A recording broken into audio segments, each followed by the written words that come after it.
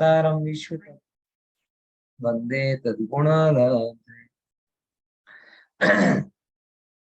तत्वार सूत्र में हम विगतवार विश्लेषण कर रहे हैं और उसके अंतर्गत कल जो हमारी क्लास थी उसमें हमने कौन सी चर्चा मुख्य की थी? मुख्य रूप से कौन सी? ध्यान ध्यान। ध्यान बहुत सर ध्यान के ऊपर 8 बात। हाँ, सिद्ध हुआ है कि आप लोग ध्यान से सुन रहे थे। ध्यान की चर्चा की थी। ये याद है, ये क्या बता रहा है कि आप लोग ध्यान से सुना। अगर ये नहीं बता पाते तो मैं समझता है कि ध्यान की चर्चा को आपने ध्यान से नहीं सुना। ये ध्यान बराबर ना? हाँ। तो सुविधु धर्म ध्यान બે ધ્યાન બે ધ્યાનના 8 ભેદો હતા। 8 ભેદો નથી એટલે જરૂરત ની 8 વસ્તુ હતી। એમાંથી બીજી ચર્ચા આપણે કરવાની છે। બરાબર? પહેલી તો થઈ ગઈ હતી, બીજી કરવાની છે। ઠીક છે? બીજી પણ થઈ ગઈ, ત્રીજી નંબરની વિશેષ ઉક્તિ કરવાની છે। હા, હા, એક સેકન્ડ, હું મારી સ્લાઇડ મળતી, નંબર કયો છે? હા, અરે ये रही ध्यान नो फल, तीजी ऊपर चर्चा चलती थी। देखो फिर से एक बार आपको बता दूं कि जगत में ध्यान जब भी करने जाते हैं तो कौन कौन सी चीजों का ध्यान रखना चाहिए। तो सबसे पहले ध्यान रखने वाली बात आई थी ध्याता, यानी ध्यान करने वाला कौन है। फिर आई थी ध्यान, मतलब ध्यान की प्रोसेस यानी क्रिया, वो क्रिया किसके अंदर हो रही। अब तीसरे नंबर की इंपॉर्टेंट बात थी ध्यान का फल। बराबर? इस पर हमने थोड़ा विचार किया था। आज के समय में मैंने कल स्पेशल हाईलाइट करके बोला था, ध्यान की बातें सब करते हैं लेकिन ध्यान की बातें आत्म सिद्धि के लिए नहीं होती, संपत्ति के लिए होती। बड़े बड़े कॉर्पोरेट जगत वाले लोग मेडिटेशन कैंप लगाते हैं, उसमें बर्न की एमडी और सीईओ आते हैं और सब ध्यान की खूब कोशिश करते हैं, लेकिन उनके ध्यान का लक्ष्य आत्मा नहीं है। उनके ध्यान का लक्ष्य मात्र और मात्र धन वैभव भोग विलासी ही है, इसीलिए वो संपत्ति के लिए ध्यान करते हैं। और जैन धर्म के लोग में जिन गुण संपत्ति का ध्यान करते हैं। पता ना, एक शब्द सुंदर है, जिन गुण संपत्ति। जिन गुण संपत्ति बड़ा प्यारा शब्द है। कैसे जीव होते हैं जो ये कहते हैं कि हमें धन की संपत्ति नहीं चाहिए, हमें भोगों की संपत्ति नहीं चाहिए, हमें बाहर की संपत्ति नहीं चाहिए, हमें मात्र और मात्र क्या चाहिए? जिन गुण संपत्ति चाहिए। यानी जो प्रॉपर्टी जिनेंद्र की है हम उनके वारसदार हैं। जो उन्होंने छोड़ दिया हमें वो नहीं चाहिए, जो वो पकड़े हैं हमें वो ही चाहिए। ख्याल में आया? समझे कि नहीं समझे? ये बात यहाँ थोड़ी विचार। तो आपको कभी भी ध्यान या ध्यान के बारे में कोई बात आए तो आप पहले समझ लेना कि ध्यान करना अपनी जगह है लेकिन ध्यान कर क्यों रहे हैं ये उससे महत्व। अच्छे से अच्छा ध्यान भी गलत लक्ष्य के लिए किया जाए तो वो ठीक नहीं है। बराबर? शिकार करने के लिए बगुला का ध्यान रहता है ना, प्रसिद्ध ही है कि बगुला कैसा कर रहता है, ध्यान लगाता है, एक टांग पर खड़ा रहता है, बहुत ध्यान लगाता है, लेकिन उसके ध्यान को क्या बोला जाता है? किसके लिए ध्यान उसका? भगवान बनने के लिए। कि वो देखता रहता है, ध्यान से देखता रहता है, और जैसे ही मछली आती है फट से चोंच डालकर उसको निकाल। तो उसका ध्यान किसके लिए हुआ? बगुले का ध्यान। बगुले का ध्यान, बगुले का ध्यान मात्र और मात्र शिकार के लिए। ऐसे ही अगर हम भी ध्यान करें और संपत्ति के लिए करें तो हमने और बगुले में क्या अंतर है? तो वो बगुला भगत भक्ति कहलाएगी हमारी। तो जैन धर्म आपको बगुला भगत थोड़ी बनाता है। जैन धर्म तो भगवान का भगत बनाता है। और जो भी भगवान का भक्त होता है वो जो भगवान ने पाया उसमें संतुष्ट होता है, ना कि और कोई चीज। बराबर क्या? हाँ। એને એને પોતાની અટેન્ડન્સ લગાવી હોય ને એટલા માટે આવી જ જાય. હાજરી. હા. પછી આજે તો પેલો નહોતો ને, સ્ક્રીન વ્યૂ નહોતો તો બીજો કોઈ દેખાયો નહીં, હું જ દેખાયો તો જતો રહ્યો. चलो अब देखो, चौथे नंबर की बात वो भी बड़ी जरूरी है, ध्येय. ध्येय मतलब किसका चिंतन करना है, चिंतन के योग्य पदार्थ. बहुत सारे लोग ध्यान कराते हैं और ध्येय के नाम पर क्या रखते हैं, विचार करो कि मैं आकाश हूँ, तो अपने आप को आकाश मान रहा. विचार करो कि मैं समुद्र के जैसा गहरा हूँ, तो समुद्र के जैसा मान.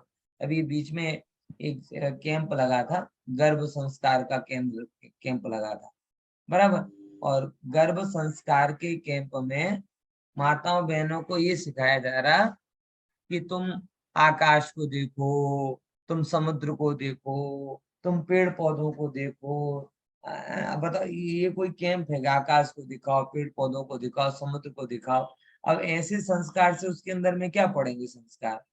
एक पृथ्वी एक इंद्रिय के संस्कार पढ़ेंगे, किसके पढ़ेंगे बताओ? और ऐसे कैंप में माताएं बहनें जा रही, गर्भवती महिलाएं, और महाराज के कारण उन्हें ऐसा लग रहा है कि हम बहुत बड़ा धर्म का काम कर रहे हैं. क्यों? क्योंकि महाराज ने हमें ऐसा बता दिया. आकाश जड़ है, पेड़ पौधे एक इंद्रिय हैं, समुद्र एक इंद्रिय है. तो एक इंद्रिय का ध्यान करना कि अपने भगवत्ता का स्वरूप ध्यान है. हमने उसको बोला कि भैया ठीक है ये करो तो करो, लेकिन जैसे कुंकुम आचार्य देव की माता बोलती थी, मेरे मित्र की धर्म पत्नी थी, उसकी बात चली, मेरे में की ये कहती थी कि शुद्ध है, बुद्ध है, ऐसा ध्यान करो. बोलना ना, हमारे महाराज ने तो ये सिखाया, तो यही करेंगे. नहीं करो तो फिर क्या कर सकते.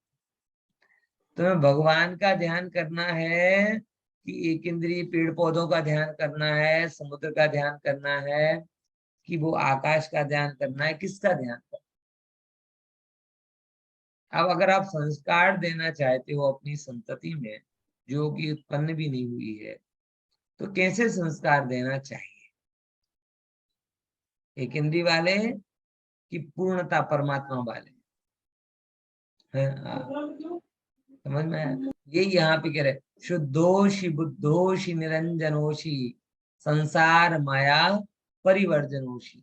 हे जीव, तू शुद्ध है, बुद्ध है, निरंजन है, तू संसार की माया को छोड़ने वाला है, तू ऐसा ध्यान कर. बराबर. ऐसे अपने आत्म स्वरूप, जगत में ध्यान रखने लायक चीज है तो वो अपनी आत्मा ही है. बराबर. ये बात यहाँ पर थोड़ी समझाएगी. ध्येय हुआ, ध्येय की जरूरत है. अब किसका ध्यान करना, चिंतन योग्य पदार्थ, जिस पदार्थ का ध्यान करता है वो भी लगभग लगभग ध्येय में आ गया. अब आता है कहाँ ध्यान करता है, क्षेत्र. अब ये भी इंपॉर्टेंट है, क्षेत्र के लिए कहाँ करना. एक्चुअल में देखा जाए तो हर क्षेत्र उत्तम है.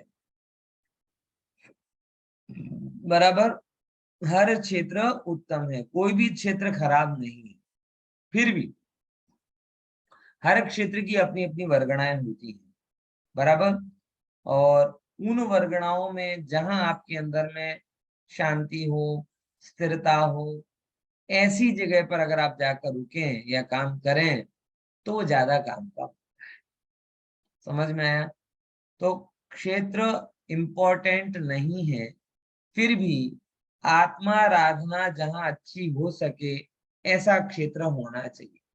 आजकल लोग ध्यान के स्थान बनाते, एकदम गार्डन, एकदम बढ़िया झुपड़ी, और ये चीजें अपन बहुत अच्छी बना लेते हैं ध्यान के स्थान के रूप कि जहां पर आप बैठो तो ध्यान तो ना आए लेकिन नींद जरूर आ जाए.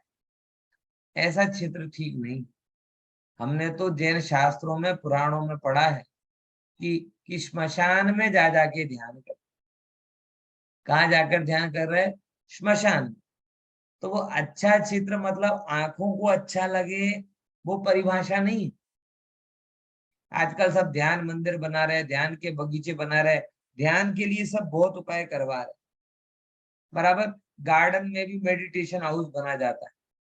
पता है, पारुल बहन को तो पता होगा कि बंसीधर गार्डन में है ना मेडिटेशन हाउस है। हाँ, मंदिर की बाजू में गार्डन है, वहां पे मेडिटेशन हाउस बना है।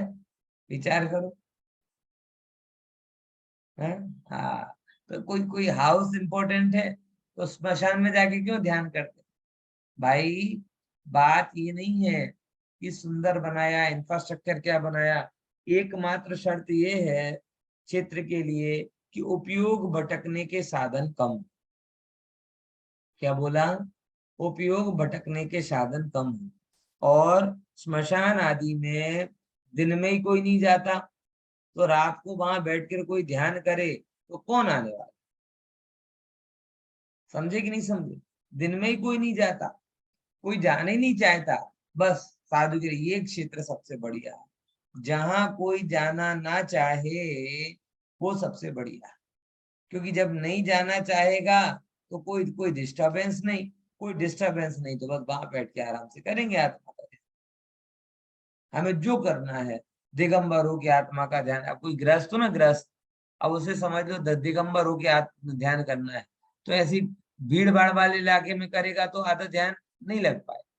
और पता है, जैसे कि सुदर्शन सेठ थे, बराबर ना, वो सुदर्शन सेठ कहाँ पे, स्मशान में दिगंबर होके ध्यान कर रहे थे, बस्ती में नहीं कर सकते थे, ग्रस्त थे क्योंकि। समझना है? अब उसको जैसे करना है वैसा कर, लोक लज्जा का उसे कोई भय ना हो, तो स्मशान बेस्ट जगह हो। लेकिन अपन तो कहते नहीं नहीं नहीं, वो अशुभ जगह, अशुभ जगह, अशुभ जगह है। बोलो, मरघट है, मरघट। डॉक्टर साहब कई बार कहते हैं मरघट तो सबका घर होता है, अस्पताल होता है, वो तो जलघट है। मरघट है क्या? वहां आदमी मरता है क्या? मरता तो घर में, अस्पताल में। वो तो मरा हुआ आदमी जलाया जाता, तो जलघट है, मरघट नहीं। हिंदी में स्मशान को क्या कहते हैं? मरघट। बराबर। तो एक्चुअल में मरघट है क्या कोई? सब मरघट तो घर घर है, क्योंकि कोई भी ऐसा घर नहीं है जिस घर में कोई मरा ना हो।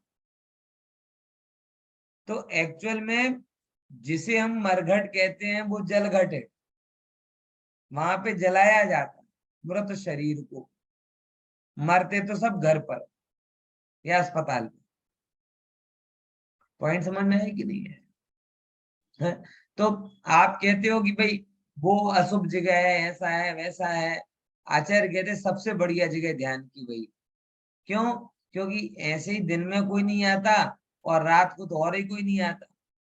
और बचपन से ही हमने मरघट के बारे में कहानियां सुनी हुई होती हैं कि पहला आदमी था, मरघट के किनारे गया, वो रोने की आवाज आने लगी, पैर में घुंघरू की आवाज आने लगी। ऐसी कहानियां सुनते सुनते बड़े हुए, तो वैसे ही सबको डर लगता है मरघट के पास जाने से। समझ है कि नहीं है? तो वो डाइवर्जन के स्थान कम होते हैं। इसीलिए अच्छा चित्र कौन सा है कि जहां पर ये बाधा।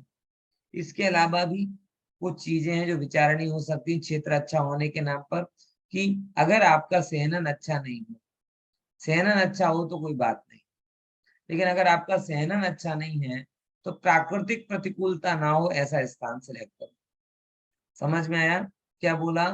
सहनन अगर अच्छा है, जैसे जिनकल्पी मुनिराज, उनका सहनन इतना अच्छा होता है, सहन शक्ति इतनी अच्छी होती है कि वो शिखर पर चले जाएं, सर्दी शीत ऋतु दरिया के किनारे आ जाएं, बारिश ऋतु चातुर्मास। तो अगर आपका ऐसा सहनन नहीं है तो आप ऐसी जगह पे रहो जिससे आपका शरीर पर ध्यान कम जाए।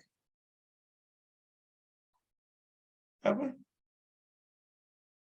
तो ये भी एक अच्छा क्षेत्र का विचार हो सकता है कि अगर आप क्षेत्र का विचार करो तो शांति हो, ऋतु अनुकूल हो, अनुकूल जगह हो जहां पर आपको विकल्प बाहर का ना। बराबर। एकदम बहुत गर्मी में बैठ गए, पूरा पूरा पसीने से लथपथ हो रहे, अब वेद ज्ञान तो कर नहीं पा रहे, तो फिर आपका ध्यान होगा कि पसीना पहुंचना हो। फिर आप कंपैरिजन करो, अरे मुनिराज तो खड़े होके कर लेते हैं तो हम भी करें। मुनिराज मुनिराज है, उनके जैसी क्षमता हो तो जरूर करो, लेकिन उनके जैसी क्षमता नहीं हो तो घर में बैठकर जहां पर भी अनुकूल हो, डिस्टरबेंस बगैर, वहां बैठकर आप अपनी आत्मा का ध्यान करो, बराबर ना। तो वो क्षेत्र की बात आ गई। तीसरे नंबर की बात कौन सी हुई? सॉरी, तीसरे तो नहीं, 5 हो गई। अब यत्र 7वें नंबर की बात करते, कौन से समय ध्यान करना, कौन से समय ध्यान करना, ये भी बड़ा इंपॉर्टेंट प्रश्न है। और जब समय की बात करते हैं तो कुछ लोग ब्रह्म मुहूर्त कहते हैं, कुछ कुछ कहते हैं। लेकिन देखो, मैं आपको 2 बातें बताऊं। सबसे पहले नंबर की बात, समय इतना इम्पोर्टेंट नहीं है, शांति इम्पोर्टेंट। अगर ब्रह्म मुहूर्त का समय अच्छा है, लेकिन ब्रह्म मुहूर्त में आपके यहाँ इतनी आकुलता होती, इतनी आकुलता होगी, आप ध्यान ही ना कर पाओ, तो फिर उसकी बजाय जिस समय आप आकुलता ना हो ऐसे काम करो। समय अनुकूल है, शास्त्रों में बताई गई है वैसे 3 संध्या काल बताए हैं जहाँ पे करना चाहिए ध्यान। सुबह 4:30 बजे, तब तो नींद खुलती नहीं। दोपहर को 12 बजे, तब खाने पीने दुकान में बैठे रहते हो। और शाम को तो बाहर ही रगड़ते रहते हो, जो शाम की संध्या काल है। शाम का संध्या काल क्या होता है? लगभग लगभग 6, 6:30 बजे। तो आप पुराने समय की जो तीनों टाइम है एक्चुअल में सामायिक के टाइम, वो आज के समय में थोड़े प्रॉब्लमेटिक। तो अगर आप वो प्राचीन परंपरा पालन कर सकते हो तो बहुत बढ़िया है, श्रेष्ठ है। लेकिन अगर ऐसा नहीं कर पा रहे हो तो जो समय आपको अनुकूल हो उस समय करो। जिस समय आप ज्यादा निर्विकल्प, माताएं बहनें, भोजन वगैरह हो जाए, सब घर के टिफिन बन गए, 12 बजे सामयिक का टाइम है, आप सामयिक करके बैठ जाओ, ध्यान करो आत्मा का। बोले नहीं नहीं नहीं, 12 बजे तो अलग हो जाता है, वो तो सोने का टाइम है, हम तो 8 बजे करेंगे सुबह। अब 8 बजे तुम्हें टिफिन बनाना है, बच्चों का, बड़ों का टिफिन बनाना है, 50 काम सुबह से। आप कह दो कि शांति से ध्यान हो जाए, नहीं, बराबर। तो समय जो काल फैक्टर है ना, काल फैक्टर, एक्चुअल में काल फैक्टर गौण है, भाव फैक्टर मुख्य। साधु, उनको कोई लौकिक जिम्मेदारी नहीं है, इसीलिए वो राजमार्ग से ही चलेंगे। वो अपनी दिनचर्या महावीर भगवान ने जैसी बताई है वैसे ही करेंगे, क्योंकि उनके लिए और कोई कार्य ही नहीं है। तो बेस्ट में बेस्ट काम होता है वही करेंगे। लेकिन अगर आप उनके जैसा करना चाह रहे हो तो बहुत अच्छी बात है, लेकिन उनके जैसी समता भी आए, इसका ध्यान रखो। और इसके लिए जरूरी है कि आप अपने कंफर्टेबिलिटी के हिसाब से भी ध्यान कर सकते हो, बराबर। कॉपी करने की बजाय स्थिरता चली जाए, ये आदर्श नहीं है। तो दोनों बातें हो गई। किस समय ध्यान करना है? तो पहले नंबर की अगर कोई मेरे सलाह पूछेगा तो जो शास्त्रों में बताए हैं, तीनों संध्या काल, बल्कि 4 संध्या काल होते हैं। कितने संध्या काल? 4। कौन कौन से संध्या काल होते हैं? सबसे पहला ब्रह्म मुहूर्त, संधि, संध्या मतलब संधि। आप लोग सांझ को संध्या काल गिनते, 4 संध्या काल बताया। पहला संध्या काल, जब रात की सुबह से संधि होती है, यानी ब्रह्म मुहूर्त का काल, जो 4:30-5 बजे का हो। फिर दूसरा संध्या काल कब? कि जब 12। प्रातः की दिन के साथ संधि होती है, यानी दोपहर का टाइम, 12 बजे का टाइम। तीसरा संध्या काल 6, 6:30। दिन की रात्रि के साथ संधि होती है, यानी 6, 6:15, 6:30, जिस बजे सूर्यास्त होता है उस टाइम पे। सूर्यास्त के अंतर्मुहूर्त घड़ी पहले और एक घड़ी बाद, ये संधि का टाइम कहलाता है। यानी अगर आज के समय चौबयार के 7 बजे है इनके चौबयार, तो 6:45 to 7:15 ये संधि काल। एक घड़ी पहले 24 मिनट की होती है, तो 6:45 तो नहीं कहेंगे, समझो ना, 6 बजे से पहले 7 बजे का टाइम है ना इनकेस, तो 6:45 मिनट, 24 मिनट कम कर दो, तो 36, और वहां से लेकर एक घड़ी आगे बढ़ा दो तो 7:24 तक, मतलब 6:36 से लेकर 7:25 तक, ये टाइम संधि काल पे, अगर 7 बजे का सूर्यास्त है तो, बराबर। अब तीसरे नंबर की बात, 3 हो गई संधि। चौथी संधि क्या होती है? जब रात्रि गहन रात्रि से मिलती है, यानी दोपहर को 12 बजे, मुनिराज रात्रि को 12 बजे, सॉरी, मुनिराज 12 बजे के अंत घड़ी पहले और घड़ी बाद में उतने टाइम तक आत्मा का ध्यान करते, फिर उसके बाद ध्यान करने के बाद अंतर्मुख की निद्रा लेते और सुबह फिर उठते। विचार करो, क्या क्या आनंद नहीं आता। और कोई काम नहीं, हाँ, और कोई काम नहीं, आत्मा का ज्ञान, ध्यान ज्ञान ध्यान।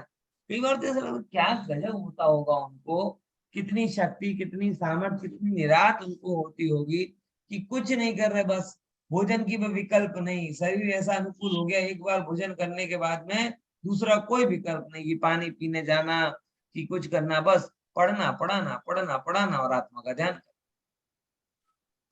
रात को 12 बजे 1 बज रहे, उसके बाद अंतर्मुख की नींद ली और फिर उसके बाद फिर 4:30 बजे से फिर चालू हो जाए।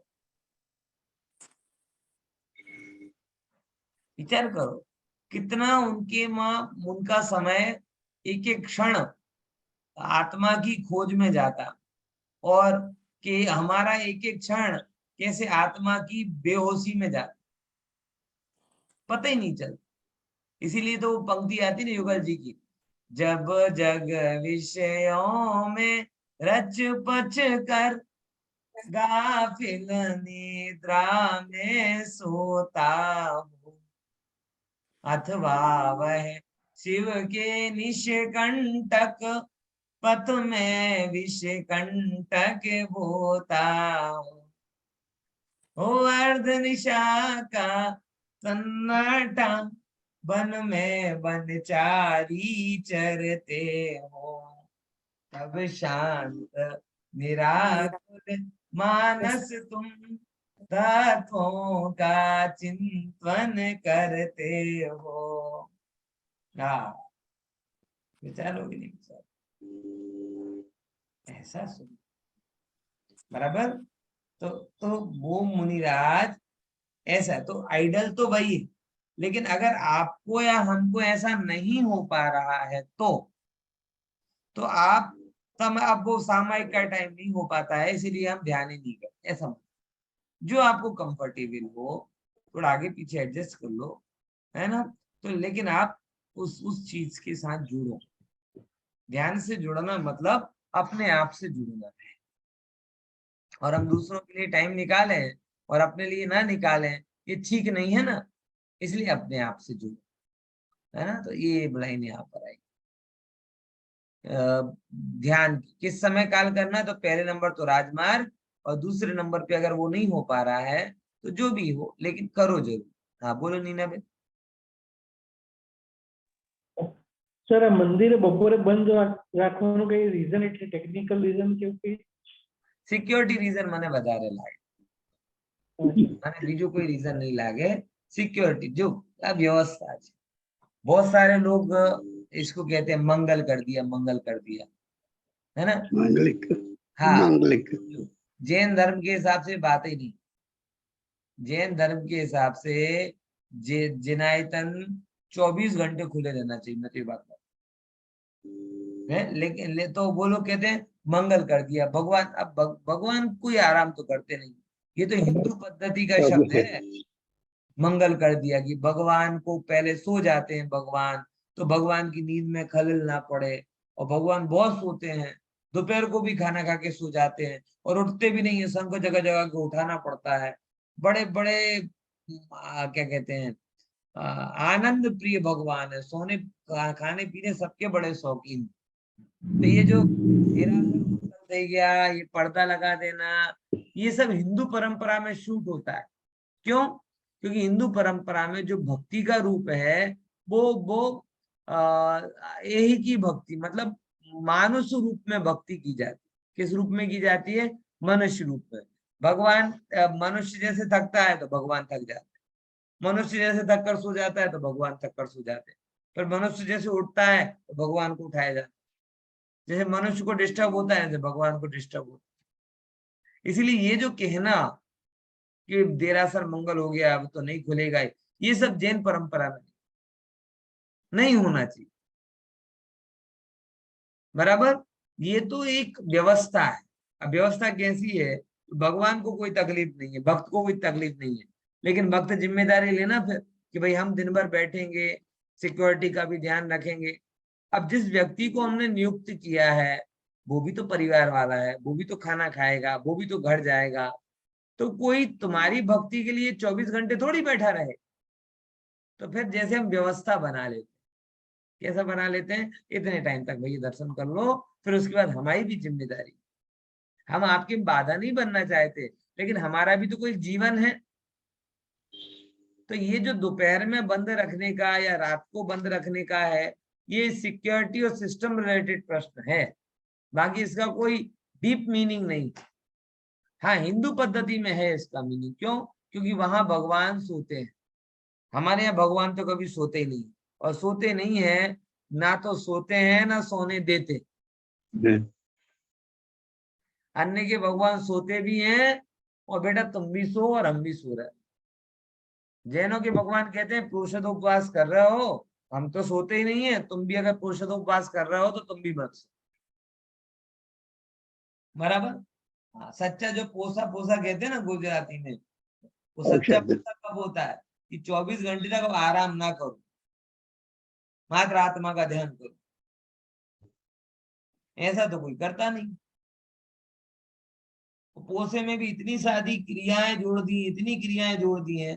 मेरे कई मित्र हैं जो क्या कहते हैं, वो 1 महीने का होता है उपदान, उपदान करके आते हैं उपदान। और उपदान में सुबह से शाम तक क्रिया क्रिया क्रिया क्रिया क्रिया 100 खमासणी कर। कितने खमासणे? 100।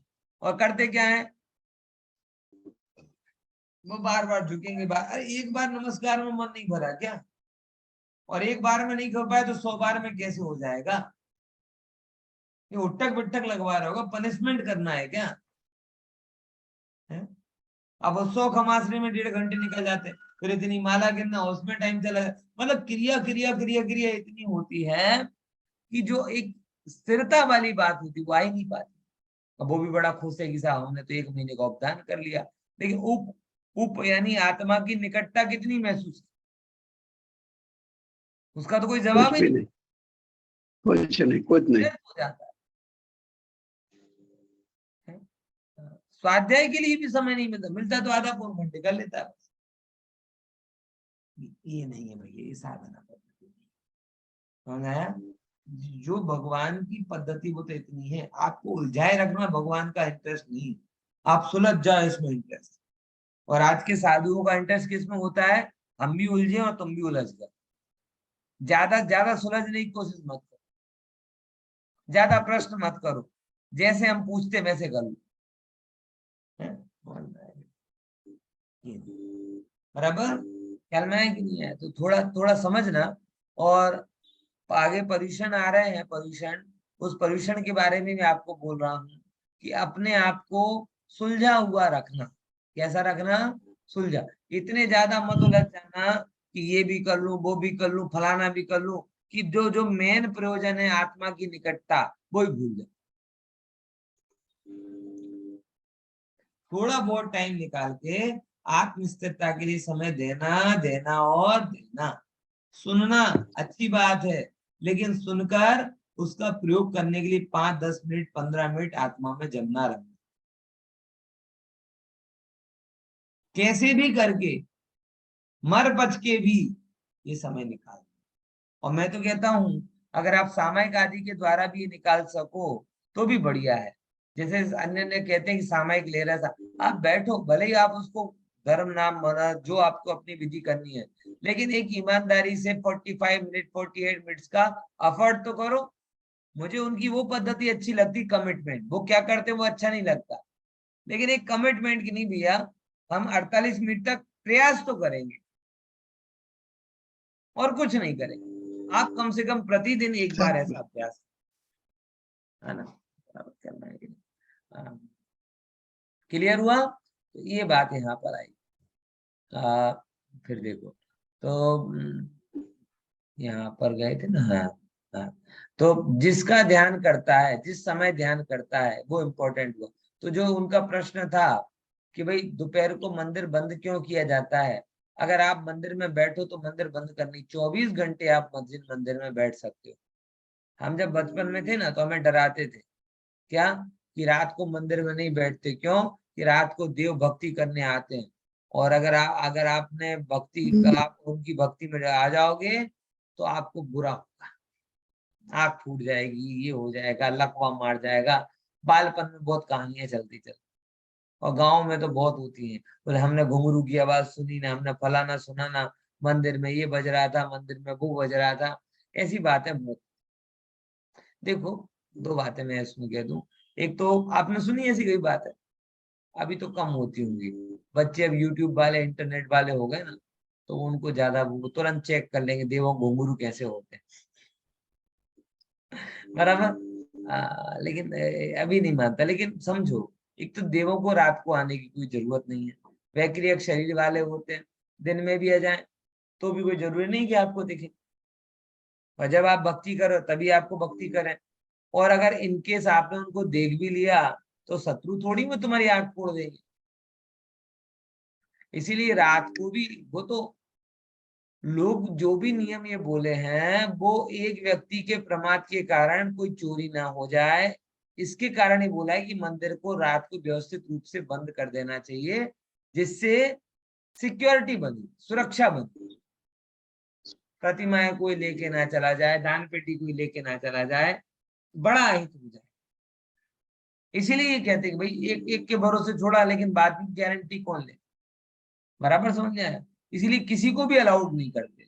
बाकी जिन मंदिर में आप रात्रि में भी रुक सकते, 24 घंटे रुक सकते, क्योंकि ध्यान का श्रेष्ठ स्थल, बराबर। और यहाँ तो नहीं होता, लेकिन अभी तो, पहले परंपरा भी थी गाँव में, 24-24 घंटे के पाठ बैठते थे, 24 घंटे का पाठ, दिन रात पढ़ रहे हैं, वो पूरा का पूरा भक्तामर पढ़ रहे हैं, नमोकार मंत्र पढ़ रहे हैं, कुछ भी कर रहे हैं, 24 घंटे के पाठ बैठते। हमारे सिलवानी में एक बार 48 दिन का भक्तामर स्तुति का पाठ बैठा था। कितने दिन का? 8 डेज, 48 दिन तक लगातार 24 घंटे विदाउट एनी गैप बैठ के पढ़े जा रहा है। सिस्टम बना देते थे अलग अलग, घर का अलग अलग, वो पढ़ता जाता था, कोई दूसरा व्यक्ति होता था, वो जो जाता था दूसरे को बोल जाता था, ऐसे। मतलब अगर ये अनुचित होता तो 48 घंटे का पाठ क्यों होता, बराबर ना। ऐसा तो 48 दिन तक चला था पूरा का पूरा, मुझे याद है, तब मैं शायद 8th या 9th में होऊंगा या 10th में होऊंगा। 48 दिन तक कॉन्स्टेंट चला। ऐसा जैन मंदिर में ऐसी कोई बात नहीं है ना। आप बेस्ट जगह है ध्यान करने की, बेस्ट जगह है। लेकिन हाँ, जिन मंदिर के पीक आवर में अगर आप ध्यान करोगे तो ध्यान नहीं होगा। पीक आवर समझ गए ना मंदिर जी की, जैसे रोड के पीक आवर होते हैं ट्रैफिक में, ऐसे मंदिर के भी पीक आवर होते हैं, सुबह के 8-9 बजे के बाद से 10-11-12 बजे तक। तब क्या ध्यान कर पाओगे, इतने लोग आते हैं। हाँ, जब कोई ना हो तब आप अच्छे से ध्यान। फिर एक प्रश्न आता है जो आगे, क्षेत्र की बात हो गई, काल की बात हो गई, अब किस प्रकार से ध्यान करना। तो इसमें के भी मैं 2 उत्तर दूंगा कि एक्चुअल में ध्यान की कोई पद्धति नहीं। एक्चुअल तो ये है कि आत्मा का वेदन करना है, इसमें अब क्या बड़ी पद्धति हम लेकर आए, जैसा है वैसा जानो देखो, वही ध्यान है, बराबर ख्याल में आए। तो एक्चुअल में ध्यान की कोई भी पद्धति नहीं है। फिर भी अभ्यास के लिए अलग अलग समय पर अलग अलग प्रकार से, जिन प्रतिमा के अवलंबन से, पदस्थ पिंडस्थ आदि के माध्यम से, अपने यहाँ पर भी क्या बताया गया है, ध्यान करवाना बताया। हम भी जब करवाते हैं, द्रव्य संग्रह में पढ़ाया ना, द्रव्य संग्रह में क्या पढ़ाया कि भाई इतने मंत्र का ध्यान करो, इस अक्षर वाले मंत्र का ध्यान करो। ये सब किसके लिए है? ये इसके लिए है कि आप उस चीज को एकाग्र, जय जयंत करवा दो रोज अब। हाँ करो, जय जयंत करो, जल्दी जय जयंत करो। हाँ जय जयंत, जय जिनेन्द्र। जय जिनेन्द्र। जय जय। जय जिनेन्द्र।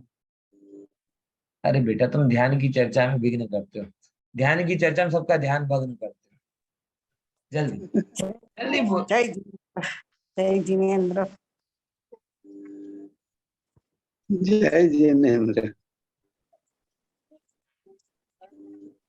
आवाज नहीं आ रहा है। नहीं आता, आवाज नहीं आता। એટલે ધીમે ધીમે બોલે।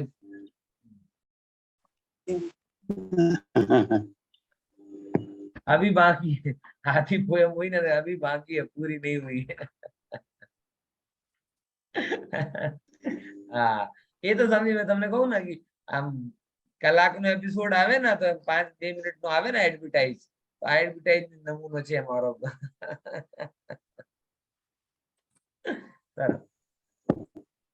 चलो, कहाँ थे अपन? तो विधि के मामले में जब भी अपन बात करें तो ध्यान की एक्चुअल में कोई विधि नहीं है, क्योंकि ध्यान किया नहीं जाता है, ध्यान हो जाता। समझ में आया? क्या बोला? ध्यान किया नहीं जाता, ध्यान हो जाता। डॉक्टर साहब ने ध्यान का स्वरूप पुस्तक लिखी है, उसमें एक उन्होंने काल्पनिक घटना बताई कि भाई जैसे कोई लड़का लड़की हैं, बराबर, वो कॉलेज में गए और कॉलेज में गए, एक दूसरे को अच्छा लगा, बराबर, वो भी अच्छे एक दूसरे को पसंद करने लगे।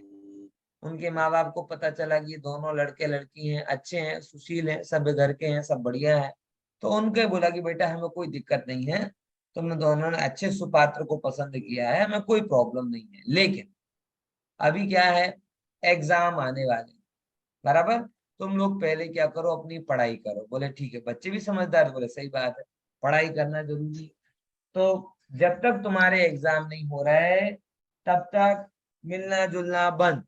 बोले ठीक, बराबर, बातचीत करना बंद। बोले ठीक, मैसेज भी करना बंद। बोले ठीक, अब तुम एक दूसरे का विचार भी नहीं करो। बोले ये नहीं। पॉइंट समझ आया कि बलपूर्वक जो हो सकता है वही हो सकता है ना। अब आप ये कह दो कि मैं विचार भी ना कर, तो मैं करता कहाँ हूं? विचार तो आता है। पॉइंट समझ में आया? ख्याल में रहा, मैं नहीं करना चाहूं तो मैं बलजबरी कहाँ कर सकता हूँ? फोन नहीं करना, इसके मामले में मैंने सीरियसली फोन नहीं लगाऊंगा, मिलूंगा जुलूंगा नहीं, फोन नहीं लगाऊंगा, मैसेज नहीं करूंगा। लेकिन अब बोले विचार भी ना है, तो विचार में लाता कहाँ हूँ? विचार तो आता। पॉइंट समझ में आया कि नहीं? इतना सब। डॉक्टर साहब की तो अपनी शैली है, बहुत लंबा करते हैं उस दृष्टांत को, मैंने तो अति शॉर्ट में पूरा किया। समझ में आया? तो यहाँ पर मुझे यही बताना है कि ध्यान एक्चुअल में किया नहीं जाता। जैसे उन जिनको जिसके प्रति प्रेम है तो उसको दूसरे का विचार आ जाता है। अच्छा, बोले कब आता है? ऐसे पद्मासन बैठोगे तब आएगा, कि खड़गासन बैठोगे तब आएगा? कब आएगा? बोले हर जगह आएगा, हर सिचुएशन में आएगा। खाना खाओगे तो आएगा कि वो क्या खा रहा होगा, पानी पियोगे तो वो क्या कर रहा होगा, कोई जगह आए उसके लिए करूँ, मतलब हर जगह हर सिचुएशन में उसका ध्यान हुए बिना रहता नहीं। तो एक्चुअल में यही बताना है कि ध्यान की कोई विधि नहीं होती। जब अंदर में आत्मा प्रिय लगने लगती है तो बिना उपायों के भी सहज धारावाहिक रूप में ध्यान चलता रहता है, बराबर। लेकिन विकल्प को हटाने की विधि भी बताई। ये तो आत्मा का ध्यान करने की विधि, और एक होती है विकल्प को हटाने की विधि। और विकल्प को हटाने की विधि के रूप में कुछ कुछ बातें बताई गई हैं। नमोकार मंत्र का जाप करो, जिन प्रतिमा को अपलक निहारो, बराबर, तत्व सुने हुए चीज का विचार करो। ये क्या है? ये ध्यान नहीं है। लेकिन जो अपना मन विकल्पों में उलझा रहता है, उन विकल्पों से हटकर उसे कोई अच्छी जगह लगाने के लिए उपाय, तो ये ध्यान नहीं है, ये ध्यान की पूर्व भूमिका है, ध्यान की तैयारी। पॉइंट समझ में आया कि नहीं? तो इसके लिए सबसे बढ़िया उपाय है जाप मंत्र। क्या है ये? इसके लिए द्रव्य संग्रह में भी हमने पढ़ा था, याद है ना? द्रव्य संग्रह में क्या पढ़ा था कि पंच परमेष्टि के वाचक मंत्रों का ध्यान करना चाहिए। 35 अक्षर का मंत्र, 16 अक्षर का मंत्र। बहुत सारे लोग कहते हैं कि मुमुक्षु लोग माला नहीं फेरते, मंत्र जाप नहीं करते, अथवा अपने यहाँ पे मंत्र का पढ़ने की मनाही है। नहीं, ऐसा नहीं। हमारे यहाँ मंत्रों का निषेध नहीं, लेकिन मंत्रों से सिद्धि जो लोग मानते हैं उसका निषेध। हम लोग गिनने में विश्वास नहीं करते, हम लोग मंत्रों के द्वारा कुछ पाने में विश्वास नहीं करते, हम मंत्रों में तन्मय होने में विश्वास करते। लोगों का जोर किस पर होता है? नमोकार मंत्र पे जोर नहीं, 1.25 करोड़ नमोकार मंत्र का, नमोकार का जाप, 5 लाख नमोकार का जाप, 5 लाख करो, 1.25 करोड़ करो, ये इंपॉर्टेंट नहीं है। मन कहाँ लगता है तुम्हारा 5 करोड़ में? सब पहले वो परंपरा चलती थी, वो बुक लाते थे, नमोकार मंत्र लिख रहे हैं साहब, लिख रहे, मन लगा रहता, मन लगा रहता। मन कहाँ, वो लिखने का तो एक आदत हो गई।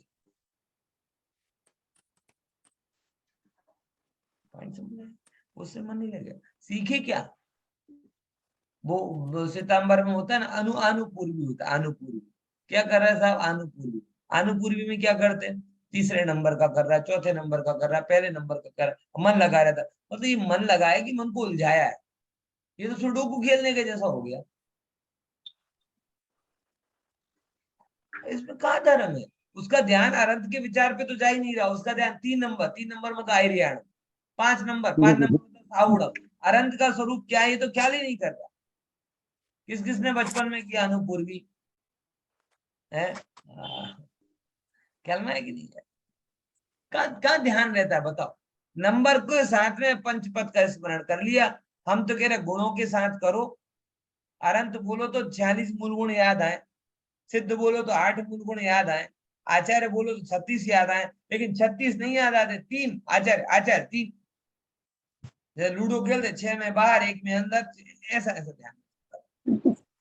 तो मन को उलझाने का मतलब ध्यान नहीं, एकाग्र करने का मतलब ध्यान। जो आप पढ़ रहे हो उसमें तन्मयता, ऐसा मैं, ऐसा मैं। ध्यान के बड़े पावरफुल मंत्र है अपने आप। चिदानंद स्वरूपो सोहम, परमात्म स्वरूपो सोहम, ये सब क्या है? विकल्प को हटाने की औषधियां हैं।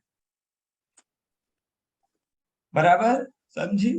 तो जैन धर्म में मालाएं आती हैं, मंत्र होते हैं, हाँ मंत्र हैं, लेकिन मंत्र सिद्धि और संपत्ति के लिए नहीं है, मंत्र आत्मा में जमने रमने के लिए है। इस पॉइंट ऑफ व्यू से आप मंत्र पढ़ो, मैं तो कहता हूँ करो, कोई दिक्कत नहीं। 5 मिनट 10 मिनट कोई मंत्र के द्वारा भी एकाग्रता को गाथा आती है। जम किंच विचिंत निरीह वित्ती हवे जदा साहु, लद्दूणयत्तम तदाहु तम तत्सनिचयम झाड़ा। जब कुछ भी विचार करते करते साधु किसको प्राप्त हो जाता है? एकत्व को प्राप्त हो जाता है, लद्दूण एकत्व, एकत्व को प्राप्त हो जाता है, वो निश्चय से ध्यान। बराबर समझे कि नहीं समझे? देखो ये बात क्लियर हुई। अब आगे अपन चलते हैं। तो रियल में तो कोई वो नहीं है, लेकिन विकल्पों को हटाने की कुछ रीतियां हैं जो शास्त्रों में अलग अलग टाइम पर अलग अलग प्रकार से बताई गई, वो भी ध्यान कही जाए। तो 8 हो गए भेद। बराबर, कौन ध्यान कर रहा, कैसे ध्यान कर रहा, ध्यान का फल क्या है, ध्यान किसका किया जा रहा है, जिस पदार्थ का ध्यान किया जा रहा है वो, जहाँ ध्यान करना है वह, जिस का समय ध्यान करना है और जिस प्रकार से ध्यान करना है, वो सब बात है। ठीक है ना? कि अब इन 4 के 4 भेद हैं जो अब विस्तार से आगे पढ़ेंगे। बराबर, इनको अभी अपन यहाँ नहीं लेते। अब 29 नंबर का सूत्र आता है 29। इनमें से कौन संसार के कारण है और कौन मोक्ष के कारण? तो सूत्र है परे मोक्ष हेतु, बोलो। परे मोक्ष हेतु, अरे मोक्ष हेतु, परे मोक्ष हेतु, अरे मोक्ष हेतु। आते और परे, परे शब्द आया, परे। एक जरा इसमें टाइप ग्रामर का आपको महत्व ख्याल में आएगा। परे यानी बाद के, क्या अर्थ हुआ? बाद के, मोक्ष के हेतु हैं। कौन बाद के मोक्ष के हेतु हैं? बाद के कौन मोक्ष के लास्ट हेतु हैं? के, कितने लास्ट ध्यान, के, कितने ध्यान बाद के? 2 कहाँ लिखा है सूत्र में? परे परे, हाँ तो परे, परे लिखा है मतलब परे बाद, तो बाद के 3 भी हो सकते, बाद का 1 भी हो सकता। ये 2 कहाँ से निकाल दिया है? क्या बोला नीना में? ये द्विवचन होगा, द्विवचन होगा। हाँ, बहुत बढ़िया, बहुत सही पकड़े, द्विवचन है। फलम फले फलानी, पढ़ा है? अच्छा, फलम परे परानी, याद है ना? तो संस्कृत में कितनी दम है। परम कि उन्होंने ये नहीं लिखा कि लास्ट के दो दो शब्द एक्शन है, उनने क्या बोल दिया? फले परे, मतलब परे यानी 2, परम 1 होता, परे 2 होता, और परा नहीं होता, तो फिर 3 से लेकर जितने चाहे लगा। तो उन्होंने आचार्य ने ओनली परे शब्द बोला और परे में द्विवचन का प्रयोग कर दिया, और द्विवचन से ये बात सिद्ध हो गई कि लास्ट के 2 ध्यान की बात चली। अब वो लास्ट के 2 ध्यान में कौन सा ऑर्डर लेना, आचार्य ने ऑर्डर हमेशा बना के रखा। पहले के जो बताए उसी क्रम में, पहले क्या बताए? अर्थ रौद्र धर्म शुक्लानी, तो तीसरे चौथे नंबर पे कौन से आए? धर्म और शुक्ल। तो जो तीसरे चौथे यानी परे आखिरी के 2 हैं, वो किसके हेतु हैं? मोक्ष के। तो फिर इसका दूसरा सूत्र बना सकते हैं ना, आद्य संसार हेतु। बोलो, 2 पास हो गए तो 2 फेल हो गए ना। परे यानी बाद के 2 मोक्ष हेतु हैं, तो शुरुआत के 2 संसार के हेतु। बोलो, अब आपको मोक्ष जाना है, बराबर, समझ में आया? चाहिए पोषण और इन्वेस्टमेंट करो शोषण वाली चीजों। तो अगर आपको मोक्ष चाहिए है तो मोक्ष के कारण में इन्वेस्ट करो, और मोक्ष के कारण धर्म ध्यान शुक्ल ध्यान है। शुक्ल ध्यान तो बहुत दूर की बात है, वो तो इस काल में है ही नहीं, लेकिन धर्म ध्यान तो है ना, उसमें इन्वेस्ट करो। अच्छे से अच्छा धर्मात्मा जिसे आप जगत में कहते हो, मुनियों को छोड़ दो, बराबर, ऐसे व्यक्ति को आप धर्मात्मा धर्मात्मा कहते हो। उससे भी पूछना कि भाई तेरे 24 घंटे में संसार में कितने जाते और धर्म ध्यान में कितने जाते। चेला चालू की भदैया जैनियों की बात नहीं कर रहे कि जो केवल 10 दिन धर्म करने आते, जिन्हें आप भगवान जैसा मानते हो, उनका भी अगर आप सरेराश निकालोगे तो अधिकतर टाइम कहाँ जाता है? संसार में। वो तो एक्चुअल में हमने क्या कहते हैं उसे, ऐसा समझो कि धर्म को इतना कैजुअली ले लिया है कि कोई आधा 1 घंटे अगर धर्म की प्रवृत्ति करने लगे तो तुम्हें तो आखो दिवस धर्म धर्म धर्म धर्म करो। 1 घंटा 23 घंटा लगता है उसे। होता कि नहीं होता? अगर आप अपने घर में 1 घंटे प्रवचन सुनने लगो ना, तो घर वाले अड़ोसी पड़ोसी के તમે શું આખો દિવસ ધરમ ધરમ કરો, જ્યારે જો ત્યારે એ કહેનારા ટોટલ કાઢો તો કલાક 1.5 કલાકથી વધારે ના હોય, પણ 1.5 કલાક પણ ધર્મમાં લગાડે તો એને, એના પરિવારને અને આખા ગામને એમ લાગે કે બહુ જ કામ કરે છે, તો ધર્મ ધર્મ જ કરે, આખો દિવસ ધર્મ કરે. રિટાયર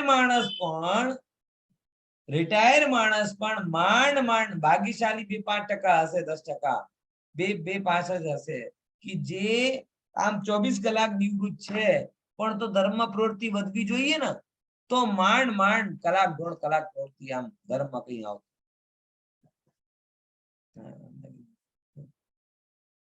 जैसे हुआ, मैं वेदांत को लेने जाता हूँ ना स्कूल में, तो 2 बहनें बात कर रही थी, बोले व्याख्यान में तो एवी ऊंघ आवती थी ने, एवी ऊंघ आवती थी ने. बोले हाँ मने बहु आवती थी, मने बहु आवती थी. આપણે बैठे थे सुनने, तो मेरे कान में मन में आया, मैंने कभी जिंदगी में सुने हो तो नींद नहीं है, अब आजकल चालू हुए और आज की आज सुनते हो तो नींद आएगी क्या? पीताम्बर के परीक्षा तो आखो आखो वर्ष तो સાંભળે નહીં કઈ, હવે પર્યુષણમાં સાંભળે તો પછી કે ઊંઘ આવે નહીં તો બીજું શું થશે?